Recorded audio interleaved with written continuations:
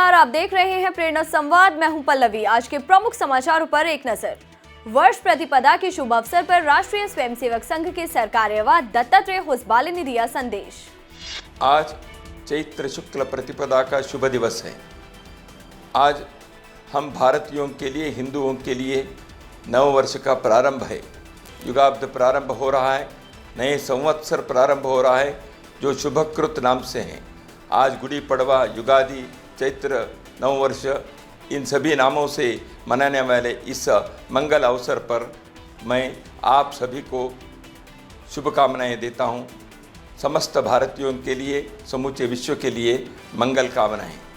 आज के दिन ही राष्ट्रीय स्वयंसेवक संघ के संस्थापक आद्य सरसंघ चालक पूजनीय डॉक्टर हेडगेवार जी का जन्म हुआ था।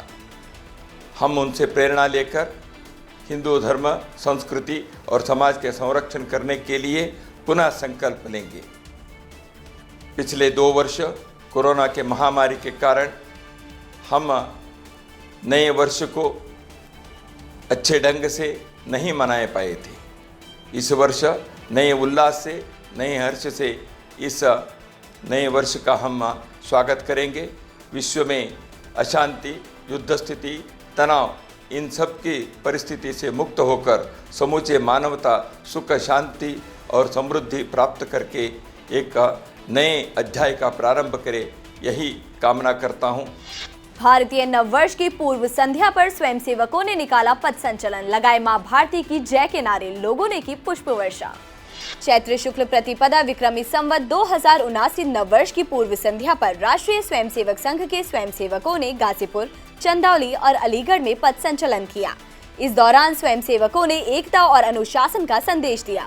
पथ संचलन के दौरान सड़क के दोनों ओर खड़े लोगों ने भारत माता की जयकारे लगाए और स्वयंसेवकों पर पुष्प वर्षा की।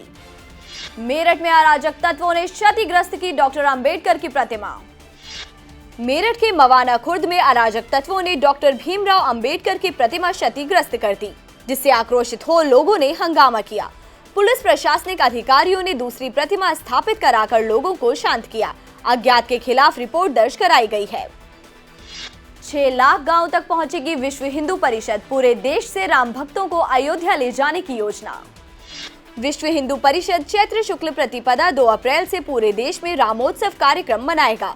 15 दिनों तक चलने वाले इस विशेष कार्यक्रम में विहिप देश के 6 लाख गांव तक पहुंचेगा। राम मंदिर आंदोलन से लेकर मंदिर निर्माण तक की यात्रा में किसी भी प्रकार की भूमिका निभाने वाले राम भक्तों को रामोत्सव कार्यक्रम में सम्मानित भी किया जाएगा। विहिप द्वारा प्रतिवर्ष आयोजित होने वाला यह कार्यक्रम पिछले 2 वर्ष कोरोना के कारण आयोजित नहीं हो सका था, इसीलिए इस वर्ष इसे वृहद रूप में मनाए जाने की तैयारियां हैं। फातिमा और यमन खान ने जैन परिवार को फ्लाइट में शाकाहारी बता परोसा मांसाहारी खाना। कभी थूक कर रोटी खिला दी जाती है तो कभी भगवान की फूलमाला पर थूक दिया जाता है। इसी कड़ी में एक बड़ा मामला उस समय सामने आया जब एयर इंडिया के विमान में एक जैन परिवार को शाकाहारी खाने के बजाय मांसाहारी खाना परोस दिया गया। एयर इंडिया से यात्रा कर रहे राघवेंद्र जैन ने बताया कि टोक्यो से दिल्ली आने के दौरान उन्होंने AI 307 में सफर किया। इस यात्रा में उन्होंने ग्लूटेन फ्री वेज जैन खाना मांगा था। ये ऑर्डर प्री बुक और कंफर्म था, लेकिन एयर इंडिया के 2 मुस्लिम स्टाफ फातिमा मुन्नी और यमन खान ने उन्हें नॉन वेज खाना वेज बताकर दे दिया। खाना खोलने पर मछली की बू आई तो वे फातिमा के पास गए, जहां फातिमा और यमन दोनों ने फिर से खाने को शाकाहारी बता दिया और कहा कि वे इस बारे में कोई चिंता न करें। यात्री के ऐतराज करने पर उन्होंने बात को हंसकर टाल दिया। पीड़ित व्यक्ति ने घटना का वीडियो बनाया तो उन्हें धमकाया गया। पीड़ित ने उच्च अधिकारियों से इसकी शिकायत की, जिसके बाद चालक दल के दोनों सदस्यों के उड़ान में जाने पर रोक लगा दी गई है। उत्तराखंड में मिलेगी नमामि गंगे परियोजना के अंतर्गत 409 करोड़ की सौगात। राष्ट्रीय नदी गंगा की स्वच्छता एवं निर्मलता के लिए चल रही नमामि गंगे परियोजना के अंतर्गत उत्तराखंड को जल्द ही 409 करोड़ रुपए की सौगात मिलने की उम्मीद जगी है।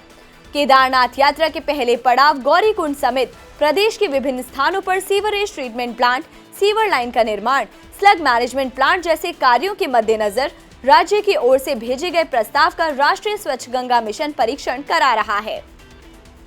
अब एक नजर आज की प्रमुख सुर्खियों पर। नेपाल के प्रधानमंत्री शेर बहादुर देउबा 3 अप्रैल को वाराणसी में वृद्धा आश्रम निर्माण की रखेंगे नींव। आगरा में शौहर ने दिया 3 तलाक, कहा मैं मोदी के कानून को नहीं मानता, सऊदी अरब में करूंगा दूसरा निकाह। उत्तराखंड के सीएम धामी बोले समान नागरिक संहिता कानून लागू करने के लिए सरकार प्रतिबद्ध। एटा के अलीगंज तहसील क्षेत्र में सपा नेता की ईंट भट्टे पर चला बुलडोजर, कब्जा मुक्त कराई गई 15 करोड़ की जमीन, देखे वीडियो।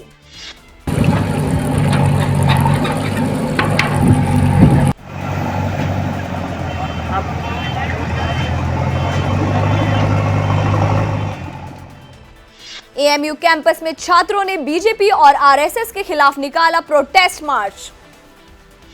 आज के समाचारों में इतना ही, फिर लेकर आएंगे कुछ नए समाचार, तब तक के लिए नमस्कार।